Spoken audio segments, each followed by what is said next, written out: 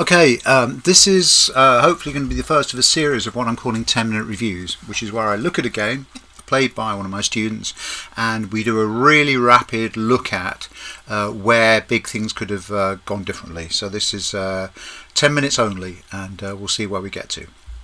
So this was a game between Simon, one of my students, on OGS, and another 14Q player called Vinchan, and this is how the game went. Simon was white against a black opponent, so 4-4 upper right, expected, absolutely. 4-4 upper left, perfectly reasonable. 3-4 in the lower right, and another 4-4. So black gets a first approach move here. So what's black going to do? So black approaches onto the lower 4-4, and Simon kicks. Now it's hard to say at this stage and at this level that this is wrong, but if we play the kick Joseki, we then expect black to come up, and black doesn't finish this one. Black goes elsewhere, and so white kicks again. Generally when we kick, we expect to see this sequence. Black comes up, white extends, and black makes a shape. And because this black stone is sitting in this position, and indeed on the upper corner, this is good for black. Black gets a really nice shape, and all the black stones on the lower side are working together. So in this case, the kick is just not a good move, and I would expect to see white in this to play this kind of move. And then we get an alternate Joseki appear where black might slide, white might block the corner, black extends, and white extends. And now this is a fair result, because we can see that on the left hand side, white has got a nice shape and a nice position, and on the lower side white has got a nice shape and position.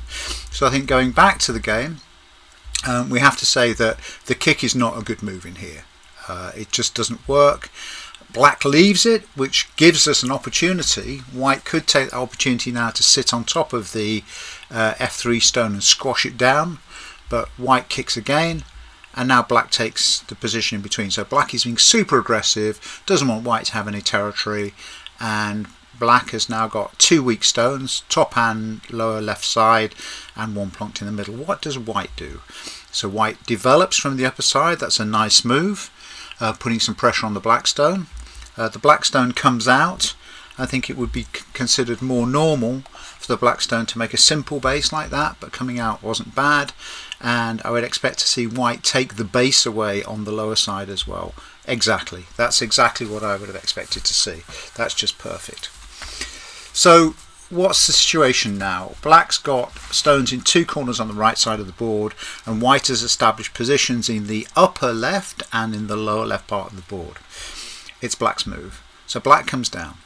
I would expect white just to come straight down here, slam down the door at c7. But white decides that it's worried about the corner. And this is a kind of... our opportunity in Go is when our opponent presents us with weak stones, is that we attack them. And this stone here not only strengthens our lower left corner, but it starts to take the base away from these black stones. It leaves them adrift in the middle. And if Simon was worried about this move, well, there's no need to be, because white can do lots of things around this. White can come underneath, white can jump out. White could actually lean on this group first by playing something like this and driving this one back before then attacking the black stone. So the principle in Go, although we think Go is about territory, it's also about attacking our enemy stones. So white protects here, and then black comes out here, and so black's making a base. And then we have this exchange, and this is the first exchange around what I call Sente moves. So white clamps, and the clamp doesn't really work because black can go up or down. Black comes in, white Ataris, black descends. This is good for white because white comes down, and their black stones now only have two liberties, and so this doesn't work. White connects, black plays here, and this doesn't connect because white can, yes, Atari once there, and this is a little bit cheeky by black, but white now takes, black gets the Atari, white takes. Right, okay, this was the first what I call Sente move. So we're in the opening. White can play anywhere white wants to on the board, any move, and this stone is an Atari. Is there any threat? The question is there any threat to that stone? What would happen to white if black were to take that stone? Well, the answer is nothing. That stone isn't doing any useful work, and by a working stone we mean a stone that's keeping opposing groups apart. We mean a stone that is helping us create ice space, or a stone that is actually taking ice space away from our opponents. These are really working stones, and so the H1 stone is doing nothing. Even if black takes it, nothing's going to happen, and so white should simply not answer that move. White should make a big move over here, for example, neutralize it, attacking white's corner, but in the process also starting to neutralize this wall that black's created.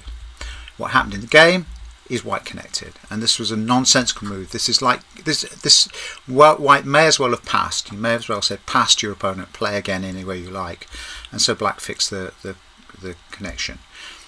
White played out here to protect the corner, not wrong. Black starts to come around the corner, and notice that this move here only works because white omitted the move that we talked about earlier, the move at C7. White hanes, black descends, white descends.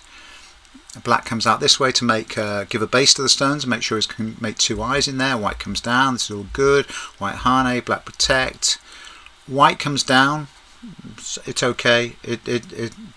It's not a terrible move, but then black takes the vital move. Black takes this vital move on the right hand side and starts to turn all of this space into some territory.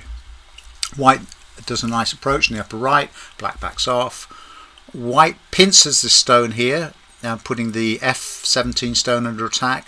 Black counter pincers, and white should just really press ahead with that attack on the stone, but white decides to try and release or get that stone out of trouble. Black comes down, white comes the other side, and actually the vulnerable stones now are these two that are crushed between here and the corner. Black comes up, those stones are lost, and white should really just be building a territory. Now what happens here is white built this wall. White built this wall across the centre of the board with a series of Sente moves, which was fine. But the problem is that black, all of the black stones, every time black played stones, black was getting territory. What white was getting wasn't territory at all. White was building here influence in this direction, but notice how this direction is facing across and facing off against this black wall.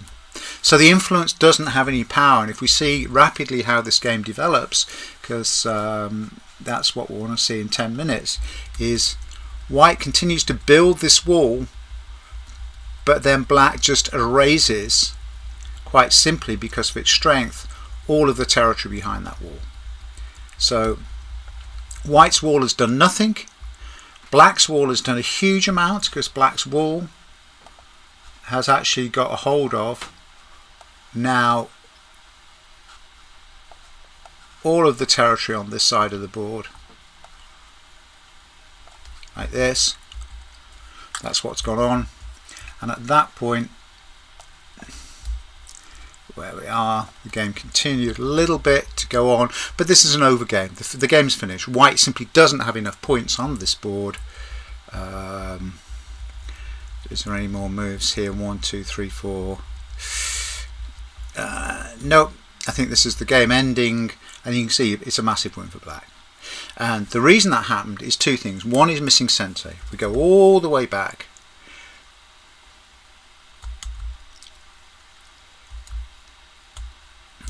These kind of moves, this move here, when white answered, white could have answered anywhere else and got that extra move in Sente, negated black's wall, in the same way that black later on negated white's wall, because white built this wall that was actually facing off against a black territory. So black got the points to the right of it and white got nothing to the left of it, and that's what happened in that game.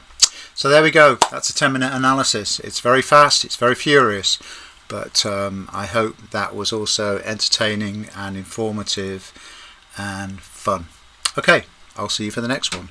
That's 10 minutes to go, doing 10-minute reviews. See you soon. Bye now.